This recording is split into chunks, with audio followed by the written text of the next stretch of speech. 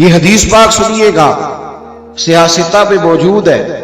ایک جگہ پہ نبی پاک علیہ السلام نے وضو فرمایا تو صحابہ نبی پاک علیہ السلام کا بچا ہوا وضو کا پانی اپنے وجود پر ملنے لگے، تو اللہ کے پیارے حبیب علیہ السلام نے فرمایا تم یہ کام کیوں کر رہے ہو؟ سوال کیا، اگرچہ حضور جانتے کہ تقاضۂ محبت کی وجہ سے کر رہے، وارفتگی کی وجہ سے کر رہے، جو ان کا شوق ہے حضور کی غلامی کا، اس شوق نے انہیں مجبور کیا۔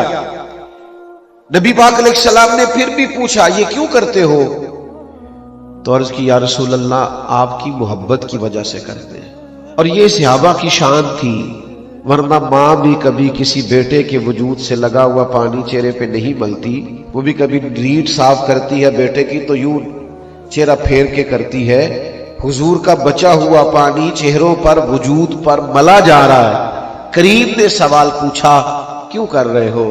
یا رسول اللہ صلی اللہ تعالی علیہ وسلم آپ کے ساتھ جو ہمارا پیار ہے، آپ کے ساتھ جو ہماری محبت ہے، اس محبت کی بنیاد پر یہ کر رہے ہیں۔